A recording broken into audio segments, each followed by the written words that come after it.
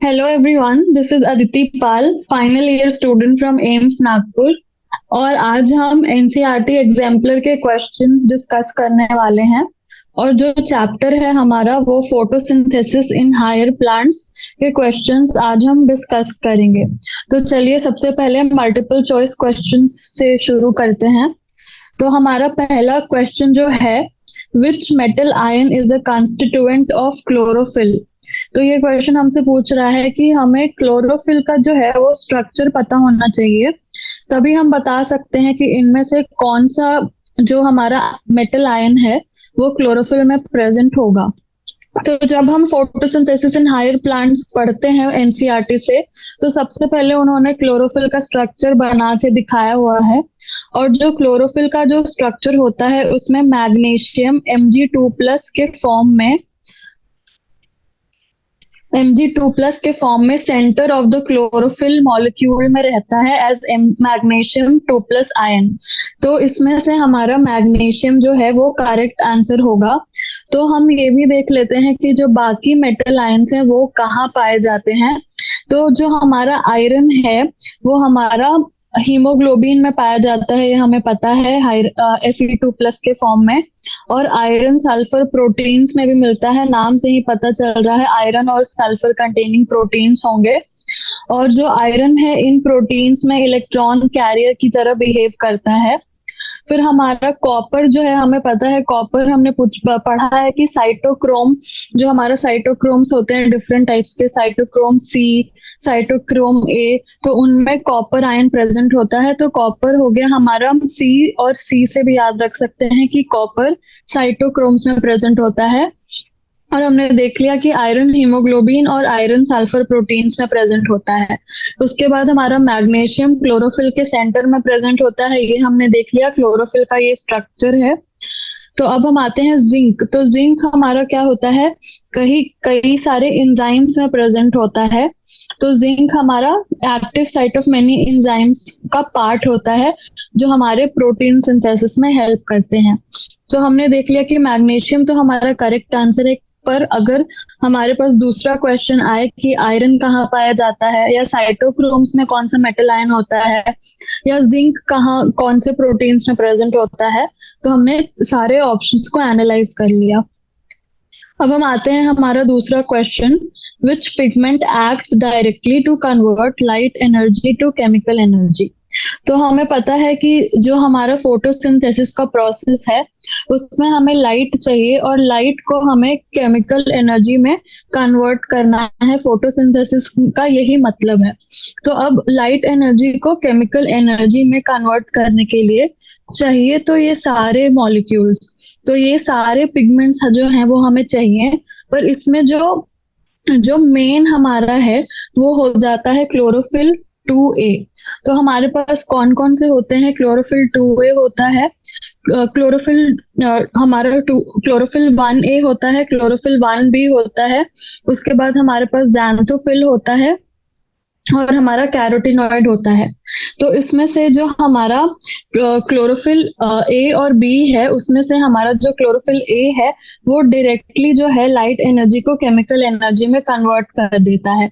और जो other pigments होते हैं, जो कि हमारा क्लोरोफिल बी है, जैंथोफिल है और कैरोटीनॉइड्स हैं, वो हमारे एक्सेसरी पिगमेंट्स की तरह एक्ट करते हैं, जो हमारे क्लोरोफिल ए के साथ जो है लाइट एनर्जी को हार्वेस्ट करते हैं। तो यहाँ पे क्लोरोफिल 2A नहीं, क्लोरोफिल ए होगा। तो हमारा एक तो क्लोरोफिल ए है जो हमारा मेन है, जो लाइट एनर्जी को केमिकल एनर्जी में कन्वर्ट करेगा। बाकी हमारे एक्सेसरी हो जाएंगे क्लोरोफिल बी, जैंथोफिल और कैरोटीनॉइड। ये तीनों भी सेम काम करेंगे, पर जो मेन काम है हमारा क्लोरोफिल ए करेगा।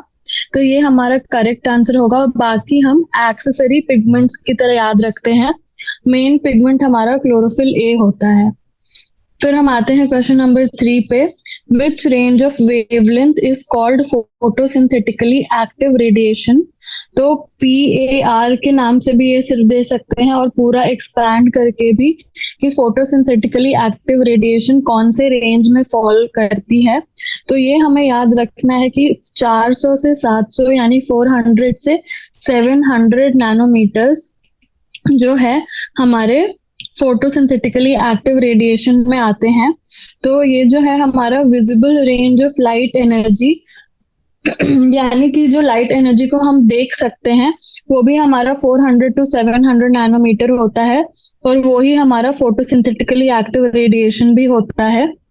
और बाकी सारे हमारे जो रेडिएशंस दिए हुए हैं उनका अगर हम जानना चाहें कि वो कौन से रेंज में आते हैं, तो हमारा 100 टू 390 दिया है, तो ये हमारा अल्ट्रा वायलेट में आता है।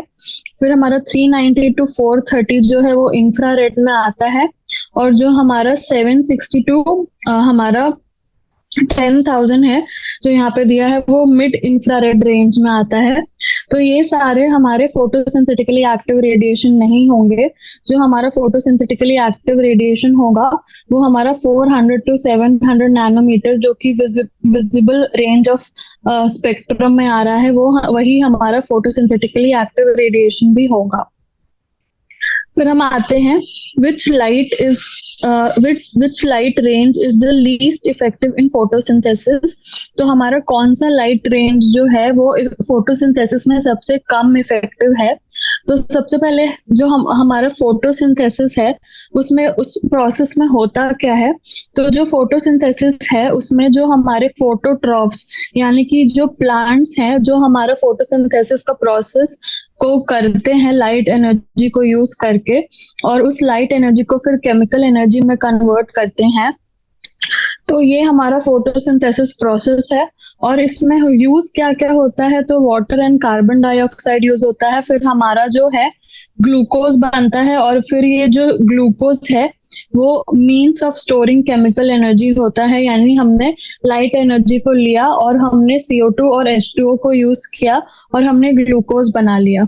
तो ये फोटोसिंथेसिस जो है वो क्लोरोप्लास्ट में होगा, और हमें पता है कि जो क्लोरोफिल है वो ग्रीन पिगमेंट है जो इन हमारे क्लोरोप्लास्ट में होता है, और ग्रीन कलर भी ये प्लांट्स और लीव्स को प्रोवाइड करता है।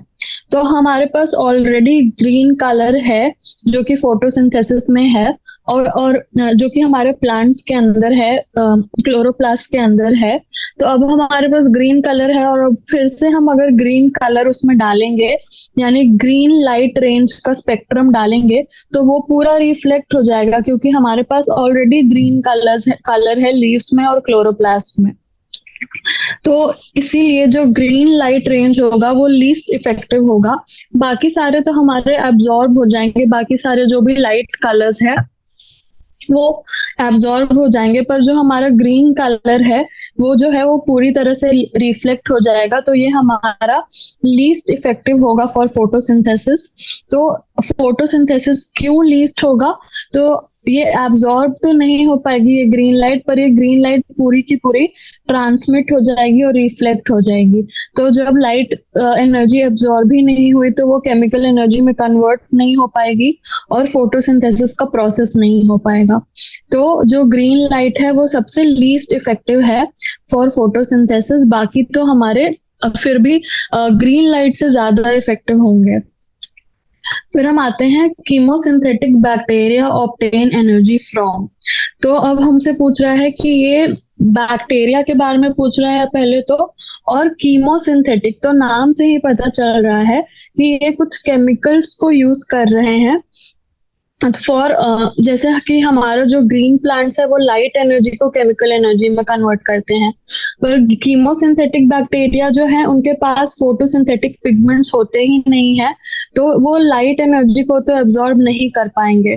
तो वो क्या करेंगे, तो वो जो है हमारे इनऑर्गेनिक सब्सटेंसेस यानी इनऑर्गेनिक केमिकल्स को यूज करेंगे, जैसे कि हमारा carbon dioxide and hydrogen sulphide, ये इनऑर्गेनिक सब्सटेंसेस हैं, उनको यूज करके ये ऑर्गेनिक सब्सटेंसेस बनाएंगे। तो जो हमारे इनऑर्गेनिक सब्सटेंसेस हैं उनको इन कीमोसिंथेटिक बैक्टीरिया ने यूज किया और ऑर्गेनिक सब्सटेंसेस बना लिए, और इन ऑर्गेनिक सब्सटेंसेस से अब वो एनर्जी गेन करेंगे इन द फॉर्म ऑफ ATP। तो हमने देखा कि कीमोसिंथेटिक बैक्टीरिया जो है वो सन से तो एनर्जी नहीं ले रहा है, यानी कि लाइट एनर्जी को वो यूटिलाइज नहीं कर पाएंगे क्योंकि फोटोसिंथेटिक पिगमेंट्स नहीं है। इंफ्रारेड रेज को भी यूज नहीं कर सकते। ऑर्गेनिक सब्सटेंसेस तो इनऑर्गेनिक केमिकल्स को यूज करके वो सिंथेसाइज कर रहे हैं, यानी कि जो उनका मेन सोर्स ऑफ एनर्जी है वो इनऑर्गेनिक केमिकल्स है। तो ये हमारा करेक्ट आंसर होगा। अब हम चलते हैं क्वेश्चन नंबर 6 पे। तो हमारा क्वेश्चन नंबर 6 है, energy required for ATP synthesis in photo system 2 comes from. तो सबसे पहले हमें तो फोटो सिस्टम 1 और फोटो सिस्टम 2 पता होना चाहिए इस क्वेश्चन को करने के लिए। तो जो एनर्जी रिक्वायर्ड होती है एटीपी सिंथेसिस के लिए फोटो सिस्टम 2 में, वो आती है हमारे प्रोटॉन ग्रेडियंट से। तो हमारे प्रोटॉन ग्रेडियंट से कैसे आती है वो हम देखते हैं। तो जो प्रोटॉन ग्रेडियंट होता है वो होता है due to accumulation of protons on the lumen side of the thylakoid. यानी कि ये अगर हमारा थाइलाकॉइड है तो इसके जो ल्यूमेन साइड है यहाँ पे हमारे जो है प्रोटॉन्स जो है वो इकट्ठा होंगे। तो जो इलेक्ट्रॉन्स हैं, जो हमारे प्रोटॉन्स हैं वो स्ट्रोमा से हमारे ल्यूमेन के साइड में जाएंगे। तो जो हमारा प्रोटॉन कंसंट्रेशन है वो स्ट्रोमा में कम हो जाएगा और ल्यूमेन में बढ़ जाएगा। यानी कि हमें इतना याद रखना है कि जो ल्यूमेन है वहां पे H+ आयंस का कंसंट्रेशन जो है वो बढ़ रहा है। और ऐसा क्यों हो रहा है कि क्योंकि हमारा इलेक्ट्रॉन्स के ट्रांसपोर्ट के वजह से जो प्रोटॉन्स हैं वो हमारे ल्यूमेन स्ट्रोमा से ल्यूमेन के साइड जा रहे हैं। तो इससे हमारा प्रोटॉन ग्रेडियंट फॉर्म हो रहा है अक्रॉस द थाइलाकॉइड मेम्ब्रेन। और जो हमारा एटीपीएज एंजाइम है इस प्रोटॉन ग्रेडियंट को यूज करेगा और एटीपी का सिंथेसिस हो जाएगा इस प्रोटॉन ग्रेडियंट के वजह से। यानी इस प्रोटॉन ग्रेडियंट के मूवमेंट के मदद से हम एटीपी सिंथेसाइज कर पाएंगे। कैसे? तो हमारा एटीपी सिंथेटेज कॉम्प्लेक्स जो होता है उसके हेल्प से हम एटीपी सिंथेसाइज करेंगे इस प्रोटॉन ग्रेडियंट को यूज करके। तो हमारा energy required for ATP synthesis से ही हमें याद आ जाना चाहिए कि प्रोटॉन ग्रेडियंट चाहिए रहता है हमें एटीपी सिंथेसिस के लिए। फिर हम आते हैं क्वेश्चन नंबर 7 है हमारा, during light reaction in photosynthesis the following are formed. अब हमसे पूछ रहा है कि लाइट रिएक्शन में बनता क्या क्या है। तो जो हमारा लाइट रिएक्शन है उसमें हमारा सिंथेसिस होता है केमिकल एनर्जी का, such as ATP and NADPH। तो हमें पता है कि केमिकल एनर्जी एटीपी के फॉर्म में बनेगी और साथ ही हमारा NADPH भी बनता है। तो हमारे पास एटीपी तो होना चाहिए।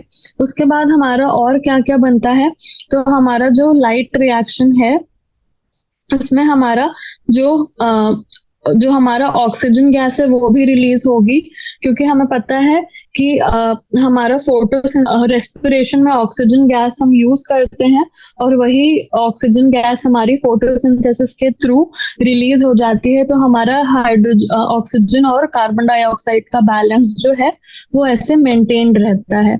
तो हमारा एटीपी तो होना ही चाहिए, साथ में हमारा हाइड्रोजन फॉर्म होता है और हमारा ऑक्सीजन फॉर्म होता है। यानी कि लाइट रिएक्शन के दौरान हमारा एटीपी फॉर्म होगा, हाइड्रोजन फॉर्म होगा और ऑक्सीजन फॉर्म होगा। तो ये हमारा करेक्ट आंसर हो जाएगा कि हमारा एटीपी बनता है और NADPH बनता है और साथ ही हमारा ऑक्सीजन हाइड्रोजन बनता है और ऑक्सीजन बनता है। उसके बाद हमारा क्वेश्चन नंबर 8 है, dark reaction in photosynthesis is called so because. तो हमारा लाइट रिएक्शन तो हमने देखा, तो अब डार्क रिएक्शन क्या होता है। तो हमारा डार्क रिएक्शन को हम डार्क रिएक्शन क्यों बोलते हैं? क्या इसीलिए बोलते हैं कि it can occur in dark also, it does not depend on light energy, it can not occur during day light, it occurs more rapidly at night. तो सबसे meaningful it can occur in dark also, इसीलिए तो dark reaction नहीं बोलेंगे हम। It does not depend on light energy, ये सबसे appropriate option है। बाकी हमारा it can not occur during the day light, तो डार्क रिएक्शन डे लाइट में भी होती है। तो ये हमारा गलत ऑप्शन हो जाएगा।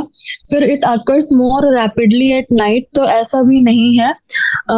इसको डार्क रिएक्शन तो हम इसीलिए कहते हैं कि क्योंकि ये लाइट एनर्जी पे डिपेंड नहीं करती। तो जो हमारा डार्क रिएक्शन है it does not require light energy. तो लाइट जो है वो हमारे डार्क रिएक्शन के लिए नहीं चाहिए होती है। हमें चाहिए क्या, लाइट रिएक्शन के जो प्रोडक्ट्स हैं, जो हमारा लाइट रिएक्शन का प्रोडक्ट्स है जैसे कि हमारा एटीपी NADPH, वो हमें चाहिए टू प्रोड्यूस ऑर्गेनिक मॉलिक्यूल्स, यानी कि जो भी हमारा शुगर्स हमें प्रोड्यूस करना है उसके लिए हमें लाइट रिएक्शन के प्रोडक्ट्स चाहिए। मतलब लाइट नहीं चाहिए पर लाइट रिएक्शन के प्रोडक्ट्स चाहिए। तो इसमें क्या होता है, डार्क रिएक्शन हम कहते क्यों है, क्योंकि इससे लाइट एनर्जी की जरूरत नहीं है। उसके बाद इसमें कोई फोटो सिस्टम की भी जरूरत नहीं होती और वाटर का फोटोलिसिस नहीं होता डार्क रिएक्शन के अंदर। तो ये हुआ हमारा डार्क रिएक्शन का के नाम का एक्सप्लेनेशन कि इसे डार्क रिएक्शन आखिर क्यों कहते हैं। अब हम आते हैं नेक्स्ट, हमारा क्वेश्चन है question number 9। PEP is a primary CO2 acceptor in। तो PEP है क्या, सबसे पहले तो फोस्फोइनॉल पायरुवेट। तो हमारा फोस्फोइनॉल पायरुवेट प्राइमरी CO2 एक्सेप्टर किस में होगा? तो सबसे पहले हमारा फोस्फोइनॉल पायरुवेट जो है वो 3 कार्बन कंपाउंड है, ठीक है। तो हमारे पास 3 कार्बन कंपाउंड है और उसमें हम CO2 ऐड करेंगे तो हमारा 4 कार्बन कंपाउंड बनेगा। तो ये किस में प्राइमरी CO2 एक्सेप्टर होना चाहिए? C4 प्लांट्स में, क्योंकि C4 प्लांट्स में ही सबसे पहला जो बनता है हमारा कंपाउंड वो 4 कार्बन का होता है। तो इसका आंसर तो हमारा C4 प्लांट्स होगा। पर हम देखते हैं कि बाकी सारे ऑप्शंस क्यों गलत हैं। तो सबसे पहले कि हमने ये तो देख लिया कि फोस्फोइनॉल पायरुवेट 3 कार्बन कंपाउंड है, तो इसमें अगर एक CO2 जुड़ जाता है तो हमारा ये ऑक्सैलो एसीटेट बन जाएगा। यानी C4 प्लांट्स में ये पहला जो हमारा C4 प्लांट्स में ये प्राइमरी CO2 एक्सेप्टर हो जाएगा। तो अब हमारा C3 प्लांट्स में क्या होता है? तो C3 प्लांट्स में हमें इतना पता है कि 3 कार्बन का बनना चाहिए। तो इसमें क्या होता है कि हमारा RUBP यानी राइबुलोज बिसफॉस्फेट जो कि एक 5 कार्बन कंपाउंड है, उसमें हमारा एक CO2 ऐड हो जाता है और 2-3 कार्बन कंपाउंड्स बन जाते हैं, यानी कि टोटल हमारा 6 होना चाहिए, तो 2-3 कार्बन के कंपाउंड्स बन जाते हैं। ये होता है हमारा C3 प्लांट्स में। तो ये जो 3 कार्बन का कंपाउंड होता है इसे हम फोस्फोग्लिसरिक एसिड, तो 2 मॉलिक्यूल्स ऑफ 3 फोस्फोग्लिसरिक एसिड बन जाता है जो कि हमारा C3 एसिड है। तो यहाँ पे जो एंजाइम है वो PEP कार्बोक्सिलेज यूज होता है और यहाँ पे RUBP कार्बोक्सिलेज ऑक्सीजनेज रुबिस्को जिसे हम कहते हैं वो यूज होता है। तो C3 प्लांट्स तो हमारा आंसर नहीं होगा। बोथ C3 एंड C4 भी नहीं हो सकता, एक ही सिर्फ C4 में होगा। फिर हमारा C2 प्लांट्स में क्या होता है? तो C2 जो साइकिल है उसे हम फोटो रेस्पिरेशन भी कहते हैं। तो ये light dependent O2 Uptake and CO2 release है जो हमारा फोटोसिंथेटिक ऑर्गेनिजम्स में होता है और ये C4 प्लांट्स में नहीं होता। तो C2 प्लांट्स का भी इसका आंसर नहीं होगा, यानी कि जो हमारा करेक्ट आंसर है वो C4 प्लांट्स होगा। C4 प्लांट्स में जो PEP है वो प्राइमरी CO2 एक्सेप्टर होगा। फिर हम आते हैं splitting of water is associated with. तो हमारा स्प्लिटिंग ऑफ वाटर या फोटोसिस्टम 1 में होता है या ल्यूमेन ऑफ थाइलाकोइड में होता है या बोथ फोटोसिस्टम 1 एंड 2। तो ये तो हमने देखा कि ये तो नहीं होगा, क्योंकि हमने अभी कुछ देर पहले एक क्वेश्चन में देखा कि एक ही फोटो सिस्टम में हमारा स्प्लिटिंग ऑफ वाटर होता है। तो फोटो सिस्टम 1 फिर ल्यूमेन ऑफ थाइलाकोइड, फिर आता है हमारा inner surface of thylakoid membrane. तो हमारा जो स्प्लिटिंग ऑफ वाटर है उस एसोसिएटेड है वो inner surface of thylakoid membrane है। तो हमारा थाइलाकोइड क्या है? Photosynthetic unit in the chloroplast है और ये मेम्ब्रेन बाउंड स्ट्रक्चर है, ठीक है, ये हमें पता है। तो जो थाइलाकोइड है उसमें फोटोसिस्टम 1 और 2 एम्बेडेड होते हैं इन the form of chemicals and molecules. तो जो स्प्लिटिंग ऑफ वाटर हमने देखा था कि फोटो सिस्टम वन में जो है वो स्प्लिटिंग ऑफ वाटर नहीं होती, ठीक है। वो बोथ, तो फोटो सिस्टम वन में नहीं होगी तो बोथ में भी नहीं होगी। तो बचता है हमारा फोटो सिस्टम टू। तो हमारे फोटो सिस्टम टू में ही जो है स्प्लिटिंग ऑफ वाटर होती है, और ये किसके प्रेजेंस में होती है, Mn2+ और Cl- आयंस जो है इनके प्रेजेंस में होती है on the inner surface of thylakoid membrane. तो ये जो है हमारा स्प्लिटिंग ऑफ वाटर का रिएक्शन है, हमारा 4H+ बनता है प्लस O2+4 इलेक्ट्रॉन्स। तो हमारा जो है यहाँ पे Mn2+ और Cl- जो है वो हमारे इनके प्रेजेंस में स्प्लिटिंग ऑफ वाटर होता है, कहाँ होता है, तो on the inner surface of thylakoid membrane, और PS2 यानी फोटो सिस्टम 2 से एसोसिएटेड है। तो ये हमारा करेक्ट आंसर होगा। फिर हम आते हैं the correct sequence of flow of electrons in the light reaction is. तो अब हमें ये जो फोटो है, ये जो हमारे पास दिया है, ये हमें याद होना चाहिए, तभी हम ये क्वेश्चन बना पाएंगे। तो इलेक्ट्रॉन्स कैसे फ्लो करते हैं, तो हम देख सकते हैं कि फोटो सिस्टम टू पे सबसे पहले जो लाइट है वो फॉल करती है। तो इससे जो फोटो सिस्टम टू है वो एक्साइट हो जाता है और अपने एक्साइटेड स्टेट में चला जाता है। तो 680 नैनोमीटर की वेवलेंथ जब इसे मिलती है तो ये एक्साइट हो जाता है। फिर यहाँ से जाता है हमारा फियोफाइटिन, फिर जाता है प्लास्टोक्यूनॉन, फिर जाता है साइटोक्रोम B6, फिर जाता है हमारा प्लास्टोसियानिन, और फिर जाता है हमारा फोटो सिस्टम वन में। तो ठीक है, पहले फोटो सिस्टम टू हुआ, फिर हमारा क्या कहाँ गया, प्लास्टोक्यूनॉन, फिर हमारा साइटोक्रोम, फिर पहुंचा फोटो सिस्टम वन। तो यहाँ 700 नैनोमीटर की वेवलेंथ पे ये एक्साइट हुआ, फिर गया ये फेरेडॉक्सिन के पास, आयरन सल्फर कॉम्प्लेक्स के पास, और फिर हमारा फेरेडॉक्सिन के पास। तो ये हमें ये सीक्वेंस याद होना चाहिए, तभी हम इस क्वेश्चन को सॉल्व कर सकते हैं। तो हमारा जो है, सबसे पहले हमने देखा कि हमारे सबसे पहले लाइट ऑफ इतना हमारे PS2 को एक्साइट किया, फिर हमारा जो एक्साइटेड इलेक्ट्रॉन है वो फियोफाइटिन, प्लास्टोक्यूनॉन, साइटोक्रोम B6F और सब, फिर प्लास्टोसियानिन के बाद फोटो सिस्टम वन पे गया, एंड फोटो सिस्टम वन के बाद फाइनली जो है हमारे इलेक्ट्रॉन्स फेरेडॉक्सिन के पास चले गए। तो ये सीक्वेंस हो जाएगा हमारा करेक्ट आंसर। तो हमने देखा ये हो जाएगा हमारा करेक्ट आंसर। फिर हम आते हैं the enzyme that is not found in C3 plant is. अब C3 प्लांट में कौन सी एंजाइम नहीं होगी, PEP कार्बोक्सिलेज। अभी हमने देखा कि C4 प्लांट्स में ऑक्सैलो एसीटेट को कन्वर्ट करती है, तो ये C3 प्लांट्स में क्यों रहेगी, RUBP कार्बोक्सिलेज रुबिस्को नाम का एंजाइम होगा। तो ये तो सही है, पर PEP कार्बोक्सिलेज तो C4 प्लांट्स में चाहिए, ताकि PEP प्लस CO2 हमारा ऑक्सैलो एसीटेट बन जाए। तो PEP कार्बोक्सिलेज तो C4 प्लांट्स में चाहिए, तो हमारा C3 प्लांट में नहीं चाहिए। तो ये हमारा करेक्ट आंसर होगा। फिर हम आते हैं क्वेश्चन नंबर 13।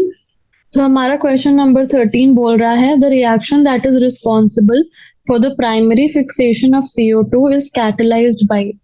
तो प्राइमरी फिक्सेशन ऑफ CO2, इसने ये नहीं बोला कि C4 प्लांट्स में चाहिए या C3 प्लांट्स में चाहिए।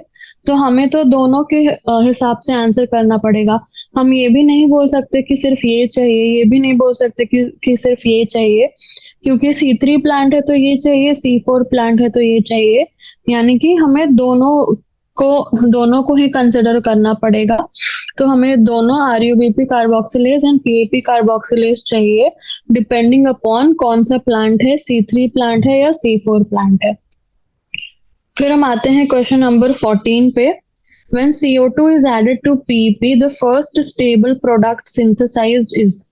तो जब CO2 PEP में ऐड होता है तो कौन सा स्टेबल प्रोडक्ट बनता है, हमने अभी अभी देखा कि CO2 और PEP को ऐड करके हमारा जो है ऑक्सैलो एसीटेट बनता है। तो ऑक्सैलो एसीटेट हमारा करेक्ट आंसर होगा, और ये C4 प्लांट में होता है, ये भी हमने देख लिया। C4 प्लांट्स में CO2 हमारा PP के साथ मिलके ऑक्सैलो एसीटेट बनाता है।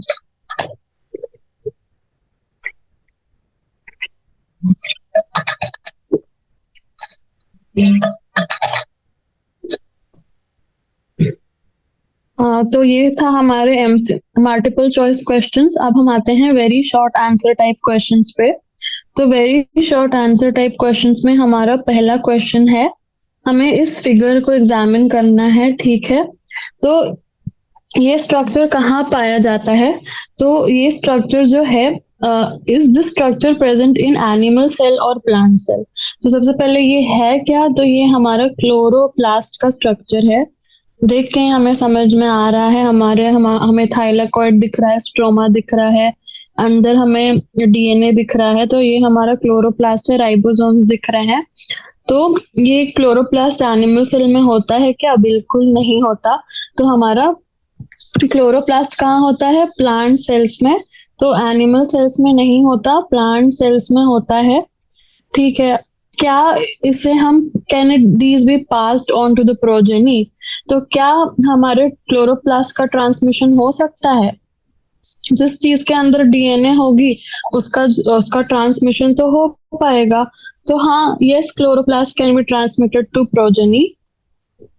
तो जो क्लोरोप्लास्ट हैं वो डिवाइड करते हैं by binary fission to form new chloroplast, और ये न्यू क्लोरोप्लास्ट जो है वो प्रोजेनी को ट्रांसमिट हो सकते हैं।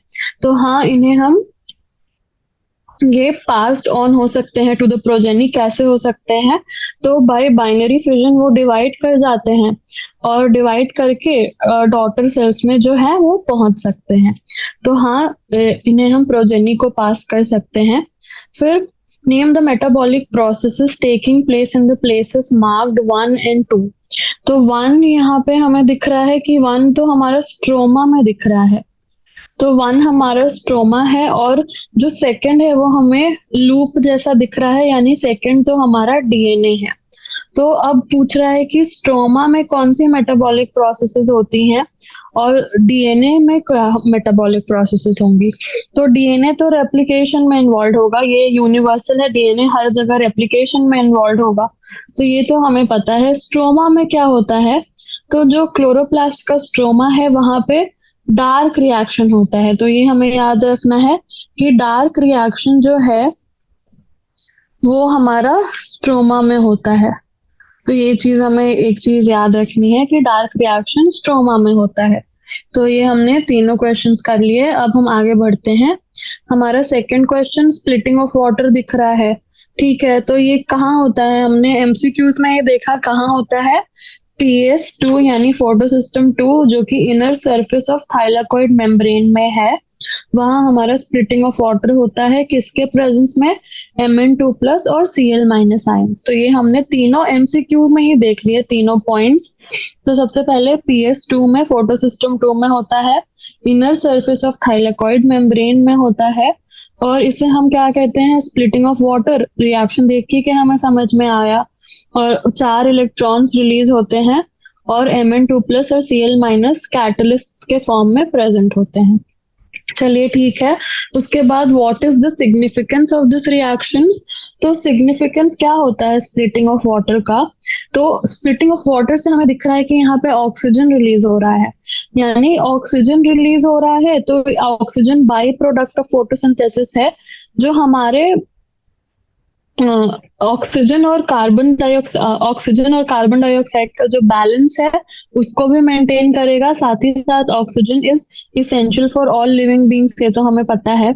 उसके बाद जो हाइड्रोजन आयंस है यहाँ पे, वो क्या करेंगे? तो जो हाइड्रोजन आयंस हैं वो NADP को NADPH में रिड्यूस करेंगे, तो वो स्ट्रॉन्ग रिड्यूसिंग एजेंट की तरह बिहेव करेंगे। उसके बाद जो इलेक्ट्रॉन्स हैं वो क्या करेंगे? PS2 से PS1 को ट्रांसफर होंगे। कैसे? एक्साइट होके ट्रांसफर होंगे। तो हमने वो इलेक्ट्रॉन कैरियर्स का डायग्राम पहले ही देख लिया है। तो हमने देखा कि वो इलेक्ट्रॉन्स कैसे जो है ट्रांसफर होते हैं फ्रॉम PS2 टू PS1, और फाइनली कहाँ जाते हैं? फेरेडॉक्सिन के पास।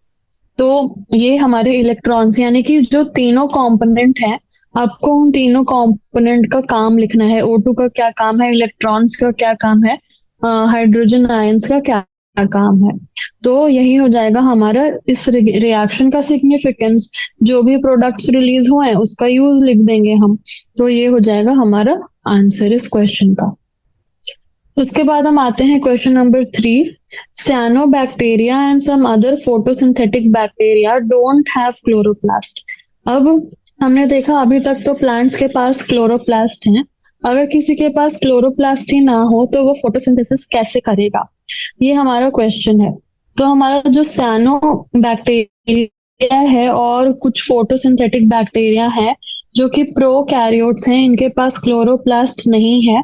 पर इनके पास क्या है, तो इनके पास फोटोसिंथेटिक पिगमेंट्स है in a membranous form which are primitive nature. तो इनके पास जो फोटोसिंथेटिक पिगमेंट्स हैं वो वो एक प्रिमिटिव तो है, फिर भी वो ट्रैप और सोलर एनर्जी को यूज कर सकते हैं। यानी कि प्रिमिटिव है पर फिर भी उनमें कुछ तो क्षमता है कि वो सोलर एनर्जी को ट्रैप करें और यूज करके वो फोटोसिंथेसिस का प्रोसेस कर सकते हैं। जबकि उनके पास क्लोरोप्लास्ट नहीं है, फिर भी कुछ प्रिमिटिव पिगमेंट्स हैं इन मेम्ब्रेनस फॉर्म, तो वो भी फोटोसिंथेसिस को कैरी आउट कर सकते हैं उन फोटोसिंथेटिक उन प्रिमिटिव मेम्ब्रेनस पिगमेंट्स को यूज करके। तो ये भी हमारे जो है वो फोटोसिंथेसिस करते हैं उन पिगमेंट्स को यूज करके। फिर हम आते हैं हमारा next question. NADP reductase is an enzyme located on. तो हमसे अब पूछ रहा है कि NADP रिडक्टेज जो एंजाइम है वो कहाँ पे होती है। तो हमने अभी देखा कि NADP को तो हमें NADPH में कन्वर्ट करना है, और ये NADPH में कन्वर्ट होगा किससे, तो हाइड्रोजन आयंस चाहिए इन्हें रिड्यूस करने के लिए। और ये हाइड्रोजन आयंस आ कहाँ से रहे हैं, तो स्प्लिटिंग ऑफ वाटर से आ रहे हैं। यानी कि स्प्लिटिंग ऑफ वाटर जहां होगी वहीं पे ही NADP रिडक्टेज प्रेजेंट होगा, ताकि NADP से जो है H+ आयंस रिएक्ट करके NADPH प्रोड्यूस कर सके। यानी कि ये भी हमारा थाइलाकोइड मेम्ब्रेन पे ही प्रेजेंट होगा। तो NADP reductase enzyme is located on, पहला आंसर तो हो गया हमारा थाइलाकोइड मेम्ब्रेन। फिर हम आते हैं हमारा सेकंड है breakdown of proton gradient leads to release of. तो हमने ये भी पहले के क्वेश्चंस में पढ़ा कि प्रोटॉन ग्रेडियंट बनता क्यों है, ताकि ATP सिंथेटेज उस प्रोटॉन ग्रेडियंट को यूज करके क्या बना सके, ATP बना सके। तो जो हमारा ब्रेकडाउन ऑफ प्रोटॉन ग्रेडियंट है उससे रिलीज ऑफ क्या होगा, ATP होगा, क्योंकि इस ब्रेकडाउन ऑफ प्रोटॉन ग्रेडियंट से हमारा ATP सिंथेसिस होगा। तो ATP सिंथेटेज जो हमारा कॉम्प्लेक्स है उसको प्रोटॉन ग्रेडियंट चाहिए, वो ही होगा उसका driving force for the synthesis of ATP। तो हमारा ब्रेकडाउन ऑफ प्रोटॉन ग्रेडियंट से ATP मॉलिक्यूल्स का रिलीज होगा। फिर हम आते हैं क्वेश्चन नंबर 5 पे। Can girdling experiments be done in monocots, if yes how, if know why not. तो सबसे पहले गर्डलिंग है क्या, तो गर्डलिंग जो है वो removal of the bark of tree है in the form of ring. ठीक है, पहला तो समझ में आया कि गर्डलिंग में ट्री के बार्क को रिमूव कर देना है in the form of a ring. इससे होगा क्या कि जो जाइलम है उसे हमें नहीं अनटच छोड़ना है। यानी कि जो जाइलम है जिसका काम है सप्लाइंग मिनरल्स एंड वाटर, उसको तो हमें नहीं काटना है, उसको अनटच छोड़ना है। बस हमें क्या करना है, बार्क को रिमूव करना है। तो गर्डलिंग हम करते क्यों हैं, तो ये वुडी प्लांट्स में हम करते हैं ताकि उनका जो है हमारा ईल्ड और रिप्रोडक्टिव रेट जो है वो बढ़ जाए। पर हम उसे मोनोकॉट्स में नहीं कर सकते। क्यों नहीं कर सकते, क्योंकि डाइकॉट्स में जो हमें पता है कि जो वैस्कुलर बंडल्स हैं वो कहाँ है और उसे हमें टच नहीं करना है। पर जो मोनोकॉट्स हैं उनमें जो वैस्कुलर बंडल्स हैं वो स्कैटर्ड हैं। तो अगर कोई भी चीज स्कैटर्ड है तो आपको कैसे पता कि आपको कहाँ कट करना है और कहाँ नहीं कट करना है। तो मोनोकॉट्स में हम नहीं कर पाएंगे गर्डलिंग, क्योंकि इनके वैस्कुलर बंडल्स स्कैटर्ड हैं, जबकि डाइकॉट्स में वैस्कुलर बंडल्स जो हैं वो स्कैटर्ड नहीं होते। तो हम इजीली जो है गर्डलिंग कर सकते हैं और जो हमारे डाइकॉट प्लांट्स हैं उनकी ईल्ड को इंक्रीज कर सकते हैं। सो जो गर्डलिंग एक्सपेरिमेंट है फॉर इम्प्रूविंग ईल्ड और हमारा रिप्रोडक्टिव रेट, वो सिर्फ डाइकॉट्स में कर सकते हैं, मोनोकॉट्स में नहीं कर सकते। तो हमने देखा कि करना कैसे है, तो बार्क को रिमूव करना है in the form of a ring. तो आप फिगर में देख सकते हैं कि कैसे हमने बार्क को रिमूव करके गर्डल जैसा बना लिया है, इसीलिए हम इसे गर्डलिंग एक्सपेरिमेंट भी कहते हैं। फिर हमारा है क्वेश्चन नंबर 6। ये हमारा रिएक्शन दे रखा है, तो हमें इस रिएक्शन को एनालाइज करना है और आंसर करना है क्वेश्चंस को। how many molecules of ATP and NADPH are required to fix one molecule of CO2 wherein the chloroplast does this process occur? ठीक है, तो हमें दिख रहा है कि 3 CO2 है, 9 ATP है, यानी कि जब 3 CO2 होता है तो हमें 9 ATP चाहिए रहता है। तो जब 1 CO2 होगा तो हमें यूनिटरी मेथड से क्या चाहिए रहेगा, 3 से दोनों साइड डिवाइड कर दें तो हमें 3 ATP चाहिए रहेगा। यानी कि जब हमारे पास 1 मॉलिक्यूल ऑफ CO2 है तब 3 ATP चाहिए, और वैसे ही जब 3 मॉलिक्यूल्स ऑफ CO2 है तो 6 NADPH चाहिए। तो हमें एक के लिए कितना चाहिए रहेगा, तो 2 NADPH। ये तो सिंपल बेसिक कॉमन सेंस है, मैथमेटिक्स भी मैं नहीं बोलूंगी। तो ये हो जाएगा हमारा कितना ATP और NADPH चाहिए to fix 1 molecule of CO2। फिर अब ये प्रोसेस जो है होता क्या है, तो ये तो हमने देख लिया 3 ATP और 2 NADPH मॉलिक्यूल्स चाहिए। अब जो ये है, हमने अभी अभी देखा था कि स्ट्रोमा में क्या होता है, डार्क रिएक्शन, और ये डार्क रिएक्शन का जो प्रोसेस है वो दे रखा है। तो ग्लिसरॉल्डिहाइड 3 फॉस्फेट बन रहा है। तो ये जो है हमारा first step of dark reaction है, जिसमें हमारा CO2 का रिडक्शन होता है, और हमें क्या चाहिए, लाइट रिएक्शन के प्रोडक्ट्स चाहिए। क्या है लाइट रिएक्शन के प्रोडक्ट्स, ATP, NADPH है, वाटर है। तो हमें ये सब चाहिए। तो उसके बाद हम क्या करेंगे, तो जो मेजर प्रोडक्ट है वो ग्लिसरॉल्डिहाइड 3 फॉस्फेट हमारा बन के आएगा।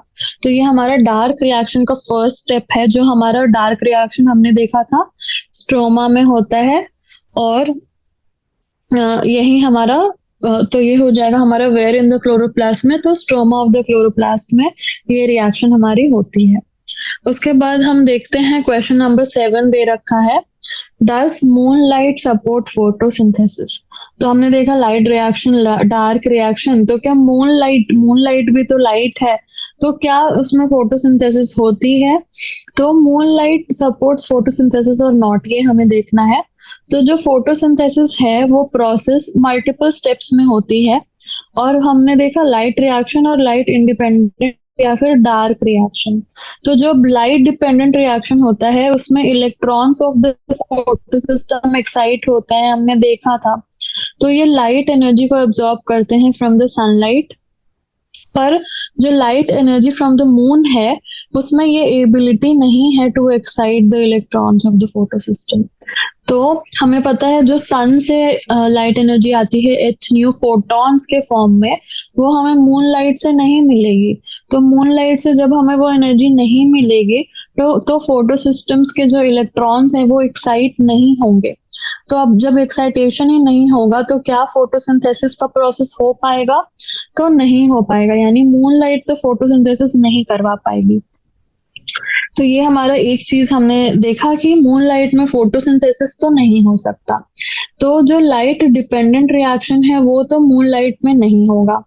डार्क रिएक्शन ऑफ फोटोसिंथेसिस जो है वो डिपेंड करता है, वो हमारा डिपेंड करता है on the products of light reaction. यानी कि एक बार तो लाइट रिएक्शन हो जानी चाहिए, मतलब दिन भर प्लांट को जो है हमारा लाइट में रहना पड़ेगा, तभी हमारा डार्क में जाके जो है वो डार्क रिएक्शन हो सकता है। पर अगर लाइट बिल्कुल भी नहीं है, सिर्फ मून लाइट है, तो हमारा फोटोसिंथेसिस नहीं हो पाएगा, क्योंकि डार्क रिएक्शन को भी प्रोडक्ट्स ऑफ लाइट रिएक्शन चाहिए। तो कभी ना कभी तो प्लांट को सनलाइट चाहिए ही चाहिए। सिर्फ मूनलाइट में कोई फोटोसिंथेसिस नहीं हो पाएगा। तो moonlight as such does not support photosynthesis, सिर्फ मूनलाइट में फोटोसिंथेसिस जो है वो नहीं हो सकता है। तो ये हो गया हमारा 7th क्वेश्चन। फिर हम आते हैं some of the terms chemicals associated with the C4 साइकिल। अब हमें इन्हें एक्सप्लेन करना है। तो सबसे पहले आता है हमारा हैच स्लैक पाथवे। तो C4 पाथवे जो होती है उसे ही हम हैच स्लैक पाथवे कहते हैं। क्यों कहते हैं? क्योंकि ये डिस्कवर की गई थी by MD Hatch and CR Slack. तो ये जो C4 पाथवे है, फर्स्ट प्रोडक्ट क्या होता है? ऑक्सैलो एसीटेट, हमें पता है। CO2 से के साथ PEP रिएक्ट करके क्या बनाता है? Oxalo acetate. तो इसे हम हैच स्लैक पाथवे क्यों बोलते हैं? तो ये साइंटिस्ट जिन्होंने C4 पाथवे डिस्कवर किया उनके नाम पे हमारा हैच स्लैक पाथवे है, ठीक है। तो ये हुआ हमारा हैच स्लैक पाथवे। अब कैल्विन साइकिल क्या है? तो कैल्विन साइकिल जो है हमारा, हम किसे कहते हैं? तो कैल्विन साइकिल को हम डार्क रिएक्शन और C3 साइकिल कहते हैं। यानी हैच स्लैक था हमारा C4 पाथवे की साइकिल, कैल्विन साइकिल हमारा C3 पाथवे, या हम जिसे डार्क रिएक्शन कहते हैं तो उसे हम कैल्विन साइकिल। तो कैल्विन भी किसी साइंटिस्ट का नाम लग रहा है, तो मेल्विन कैल्विन ने इसे, मेल्विन कैल्विन उसके साथ उसके को वर्कर्स ने जो हमारा कैल्विन साइकिल जिसे हम डार्क रिएक्शन या C3 साइकिल कहते हैं वो डिस्कवर किया था। तो जो कैल्विन साइकिल है वो अब हमने देखा कि C3 cycle, Calvin cycle, dark reaction एक ही नाम हो गए। तो ये होती कहाँ है? मेसोफिल सेल्स में। जबकि C4 प्लांट्स में जो कैल्विन साइकिल है, हमें पता है C4 में भी C3 साइकिल होगी। तो C4 प्लांट्स जो है उसमें जो कैल्विन साइकिल है वो बंडल शीथ सेल्स में होती है। तो अब हमें यहीं से बंडल शीथ सेल्स का भी मिल गया कि जो C4 प्लांट्स है, जो C4 प्लांट्स हैं उनमें जो C3 साइकिल है, कैल्विन साइकिल है, वो कहाँ होगी? बंडल शीथ सेल्स में होगी। तो जो cells surrounding the vascular bundle से, तो बंडल शीथ सेल्स हैं क्या? बंडल और शीथ, यानी कि वैस्कुलर बंडल के अराउंड जो शीथ है उसे हम बोलेंगे बंडल शीथ। तो बंडल शीथ सेल्स हैं जो सेल्स सराउंड करती हैं वैस्कुलर बंडल को, ठीक है। ये हो गए बंडल शीथ सेल्स। तो जो C4 प्लांट्स हैं उनमें जो कैल्विन साइकिल है वो हमारा कहाँ होता है? बंडल शीथ सेल्स में। और इस अरेंजमेंट को हम क्या बोलते हैं? क्रैन्स एनाटॉमी, ठीक है। तो क्रैन्स एनाटॉमी होता है हमारा C4 प्लांट्स में, जहां बंडल शीथ सेल्स होता है। और इन बंडल शीथ सेल्स में हमारा कौन सा साइकिल होता है? C3 साइकिल या कैल्विन साइकिल। तो इतना हमें समझ आ गया। फिर हम आते हैं PEP कार्बोक्सिलेज। तो हमने देखा कि PEP कार्बोक्सिलेज PEP और CO2 के जॉइनिंग से बन के जो हमारा ऑक्सैलो एसीटेट बनता है उसको कैटलाइज करने वाला जो हमारा एंजाइम है वो PEP कार्बोक्सिलेज है। तो ये हमने देखा है कि C4 सेल्स में जो मेसोफिल सेल्स हैं, जहाँ पे C4 सेल्स में जो मेसोफिल सेल्स है वहां पे प्रेजेंट रहेगा ये PEP कार्बोक्सिलेज। फिर हम आते हैं where is NADP reductase enzyme located in the chloroplast. तो अभी अभी हमने देखा, फिर से ये तीसरी बार हमने ये रहा हमारा। तो NADP रिडक्टेज कहाँ है? Outer side of the thylakoid membrane of the chloroplast, ठीक है। पहला क्वेश्चन हो गया हमारा। फिर what is the role of this enzyme in proton gradient development. तो NADP रिडक्टेज का प्रोटॉन ग्रेडियंट डेवलपमेंट में क्या रोल है? तो जो NADP रिडक्टेज है वो NADP को रिड्यूस करेगा किसमें? NADPH plus H plus. तो ये H प्लस जो है वो कहाँ चले जाएंगे? वो इनसाइड द थाइलाकॉइड ल्यूमेन चले जाएंगे। तो जो थाइलाकॉइड ल्यूमेन है उसके अंदर जो कॉन्सेंट्रेशन ऑफ H प्लस है वो इंक्रीज हो जाएगा। और इसी H प्लस के कॉन्सेंट्रेशन के इंक्रीज के वजह से जो हमारा प्रोटॉन ग्रेडियंट है वो फॉर्म होगा। और प्रोटॉन ग्रेडियंट के ही हेल्प से हमारा ATP सिंथेसिस होगा। तो NADP रिडक्टेज का क्या रोल हुआ? हमारा NADP रिडक्टेज ने NADP को NADPH+H+ में कन्वर्ट कर दिया और ये H+ ल्यूमेन में चला गया, जिससे प्रोटॉन ग्रेडियंट जो है वो डेवलप हो गया। और प्रोटॉन ग्रेडियंट डेवलप होगा तभी हमारा किसका सिंथेसिस होगा, तो हमारा जो ATP है उसका सिंथेसिस होगा because of the development of proton gradient only. हमारा हमारा number 10 ATP some parts. What are those parts? How are they arranged in the third membrane? Conformational change occurs in which part of the enzyme? तो इसमें 3 questions हमसे पूछ रहा है कि पहले ही बता दिया कि आपको नहीं भी पता है कि एटीपीएज एंजाइम के 2 पार्ट होते हैं, आपको 2 पार्ट लिखने पड़ेंगे क्योंकि इसने पहले ही बता दिया। तो 2 पार्ट्स क्या होते हैं, तो जो एटीपी सिंथेटेज है उसका F0 और F1 पार्ट होता है। तो F0 सब यूनिट जो है वो थाइलाकॉइड मेम्ब्रेन में होता है और F1 सब unit is present facing the stroma of the chloroplast. तो हमारा F0 सब यूनिट जो है वो थाइलाकॉइड मेम्ब्रेन के अंदर है और F1 सब यूनिट जो है स्ट्रोमा को फेस कर रहा है। यानी अगर ये थाइलाकॉइड मेम्ब्रेन है तो F0 ऐसे होगा और F1 ऐसे होगा। तो ये होगा हमारा F0 और F1 का अरेंजमेंट। ये हो गया हमारा ल्यूमन और ये तो है F0 F1 से होगा, F0 F1। ठीक है। उसके बाद व्हाट इज कन्फर्मेशनल चेंज। तो किसमें कन्फर्मेशनल चेंज होता है, जब प्रोटॉन्स पास करते हैं F0 सब यूनिट से, कन्फर्मेशनल चेंज होता है F1 सब यूनिट में, जो हमारा रोटेट कर जाता है because of the passage of protons. तो ये रोटेट करता है और क्या करता है, एटीपी मॉलिक्यूल्स को रिलीज करता है कहाँ, in the stroma of chloroplast. तो हमने क्या देखा कि कन्फर्मेशनल चेंज होता है कब, जब F0 सब यूनिट से हमारे प्रोटॉन्स पास करते हैं तो F1 सब यूनिट जो है वो रोटेट करता है और रोटेट करके एटीपी मॉलिक्यूल्स को रिलीज करता है in the stroma of the chloroplast. तो ये हो गए हमारे तीनों क्वेश्चंस, यहाँ पे आंसर हो गए। F0 F1, फिर अरेंजमेंट हमारा F0 मेम्ब्रेनस होगा और F1 हमारा ल्यूमेन के तरफ प्रोजेक्ट करेगा। उसके बाद कन्फर्मेशनल चेंज किस में होता है, F1 में होता है, रोटेट करता है ये।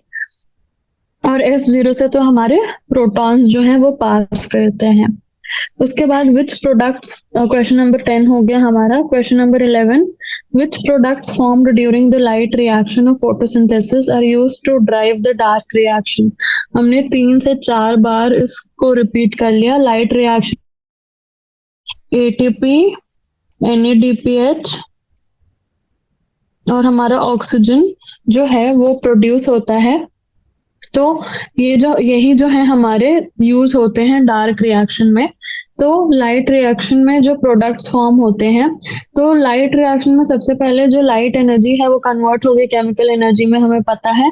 जो लाइट एनर्जी एब्जॉर्ब होती है फोटोसिंथेटिक पिगमेंट्स में, उससे एक्साइटेशन ऑफ इलेक्ट्रॉन्स होता है थ्रू द फोटो सिस्टम्स, वो भी हमने डायग्राम के थ्रू देख लिया है। उसके बाद जो इलेक्ट्रॉन ट्रांसपोर्ट सिस्टम है उसके वजह से हमारा ATP और NADPH जो है वो सिंथेसाइज होता है।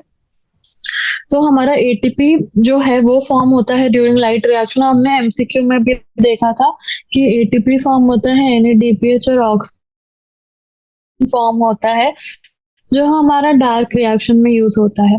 तो ATP जो है वो फॉर्म हुआ by proton gradient across the thylakoid membrane और NADPH कैसे सिंथेसाइज हुआ, by the reduction of NADP by the enzyme NADP reductase.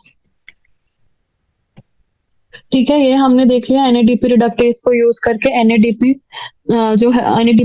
जो है रिडक्शन होता है और हमारा NADPH+H+ बनता है और यही जाके फिर हमारे आगे जो है डार्क रिएक्शन में यूज होते हैं। तो ये हो गया हमारा which products are formed and are used to drive the dark reaction. उसके बाद हमारा क्वेश्चन नंबर 12 है, what is the basis for designating C3 and C4 pathways of photosynthesis. अब हमसे पूछ रहा है आपने क्यों C3 और C4 किस बेसिस पे कहा फोटोसिंथेसिस के पाथवेज। तो हमने अभी अभी एमसीक्यू में देखा कि जो C3 प्लांट्स हैं वहां पे जो हमारा फर्स्ट शुगर जो बनता है वो RuBP कार्बोक्सिलेज प्लस CO2 के फिक्सेशन से 2 मॉलिक्यूल्स ऑफ हमारा जो है फोस्फोग्लिसरिक एसिड बनता है। ठीक है। तो हमारा जो फोस्फोग्लिसरिक एसिड है वो 3 कार्बन कंपाउंड है, यानी कि जो फर्स्ट स्टेबल प्रोडक्ट है during atmospheric CO2 fixation in C3 plants is a 3 carbon compound, इसलिए हमने इसको C3 साइकिल बोल दिया। और जब अगर फर्स्ट स्टेबल प्रोडक्ट हमारा 4 कार्बन कंपाउंड बनेगा, यानी कि हमने देखा था PEP प्लस CO2 हमारा ऑक्सैलो एसीटेट बनता है। तो अगर फर्स्ट स्टेबल कंपाउंड हमारा 4 कार्बन कंपाउंड बनता है तो वो हम C4 प्लांट्स कहते हैं। तो जो फाइनल जो हमें क्या कंक्लूजन मिला कि ये जो डिवीजन हमने C3 और C4 प्लांट्स का किया है वो किया है based on the first stable product formed, यानी कि जो भी फर्स्ट स्टेबल प्रोडक्ट फॉर्म होगा उसके हिसाब से हम नाम दे देंगे कि ये C3 प्लांट है और ये C4 प्लांट है। तो ये है हमारा basis for designating C3 and C4 pathways of photosynthesis. तो आज हम यहीं तक करते हैं, फिर हम आगे शॉर्ट आंसर क्वेश्चंस और लॉन्ग आंसर क्वेश्चंस आगे आने वाले क्लासेस में करेंगे। तो उम्मीद है आपको सब कुछ ऐसे अच्छे से समझ में आया होगा। तो आप जब भी फोटो मल्टीपल चॉइस क्वेश्चंस करते हैं तो आप कोशिश करें कि आप चारों ऑप्शंस को रूल आउट करें कि ये क्यों सही है और ये क्यों गलत है। उससे आपको एक्स्ट्रा नॉलेज आएगी और आप आगे के क्वेश्चंस फिर बहुत आसानी से कर सकते हैं, क्योंकि इस MCQs में ही इतने सारे पॉइंट्स दिए हुए हैं कि आपको पूरा चैप्टर ऐसे पढ़ने की जरूरत नहीं है। आप यहीं से देख सकते हैं कि आपको आपका क्या छूटा है और आपको क्या पढ़ना है, फिर से रिवाइज करना है। तो आप सारे ऑप्शंस को अच्छे से देखें और अच्छे से एनालाइज करें और ऐसे ही पढ़ते रहें और हम मिलेंगे नेक्स्ट सेशन में। Thank you so much.